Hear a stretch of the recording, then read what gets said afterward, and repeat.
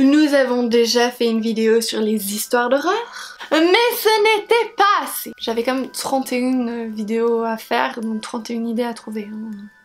Et j'adore regarder des histoires d'horreur sur YouTube. Enfin, des gens qui racontent des histoires d'horreur sur YouTube.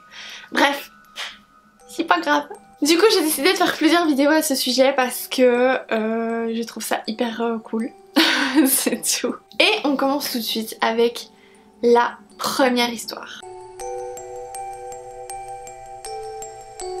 Nous sommes en 1994 et Nathalie, une jeune infirmière, a fini son service de garde. Il est 5 h du matin et Nathalie veut rentrer chez elle. Rien de plus normal. Nathalie prend donc sa voiture, s'installe, démarre et commence à rouler. Elle voit qu'une voiture derrière la suit d'assez près. Elle se dit que la voiture va enfin la dépasser et tant mieux, comme ça elle arrête de lui coller au cul. Sauf que la voiture essaie de la dépasser et arrivée à sa hauteur se remet derrière elle.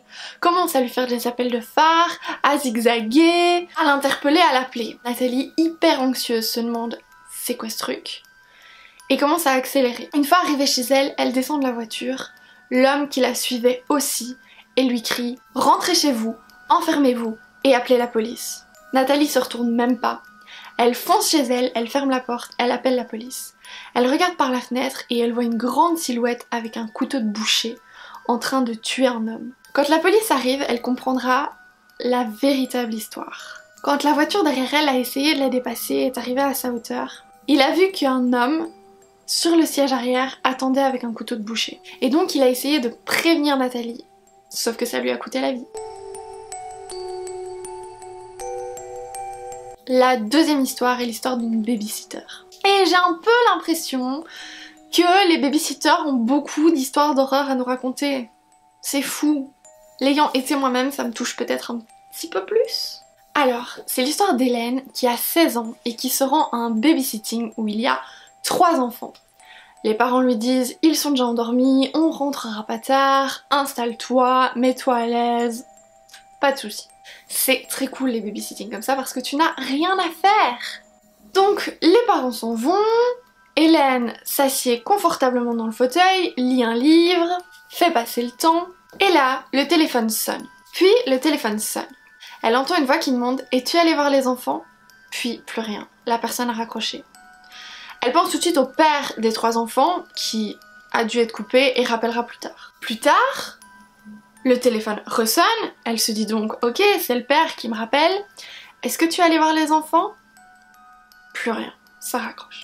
Elle décide d'appeler le restaurant, elle appelle ensuite la police, sauf qu'ils lui disent « Écoutez, on peut rien faire contre les canulars téléphoniques, tant pis pour vous. » Elle attend un petit peu, mais elle est vraiment effrayée par la situation.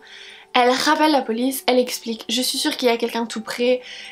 Il m'appelle, il me dit est-ce que tu es allé voir les enfants, etc, etc, il faut m'aider. » L'agent lui dit écoutez, quand cette personne vous rappellera, on va essayer de tracer l'appel et on verra. Plus tard, le téléphone ressonne, elle décroche un petit peu énervée, elle dit bon, qu'est-ce qu'il y a, voilà, c'est bon, vous m'avez fait peur, c'est ce que vous vouliez, et ben voilà. Sauf que la voix lui dit non, est-ce que tu es allé voir les enfants? Là, la police l'appelle et lui demande de sortir tout de suite parce que l'appel vient de l'intérieur de la maison. Donc elle se dépêche de sortir, elle voit tout un tas de policiers armes à la main sur le plancher et plus tard elle voit un homme menotté partir, sauf qu'il avait déjà tué les 3 enfants. La troisième histoire est arrivée à une personne qui voulait rester anonyme et donc nous l'appellerons Anna. Nous sommes en 1997. Anna a 9 ans et elle organise une pyjama party avec quelques copines. Elle se raconte l'histoire de Bloody Mary. Apparemment, Mary était une petite fille extrêmement jolie. Sauf qu'après un accident de voiture avec ses parents, elle a été complètement défigurée.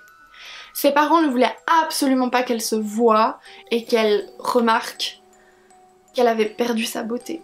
Donc, ils ont décidé de retirer tous les miroirs de la maison, sauf un, celui de leur salle de bain personnelle.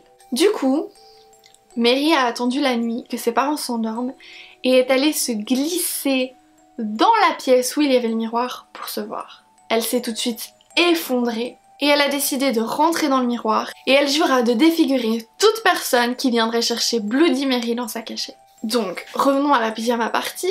les jeunes filles décidèrent de rentrer dans la salle de bain et d'invoquer Bloody Mary. Elles se mirent devant le miroir et elles répétèrent Bloody Mary, Bloody Mary, Bloody Mary. Soudain, une de ses amies hurla tellement fort que sa mère a fait irruption dans la salle de bain et a allumé la lumière. Et là, tout le monde a pu constater que 3 des petites filles allaient très bien, mais une d'entre elles était agrippée au lavabo et avait de grosses traces de griffures sur la joue.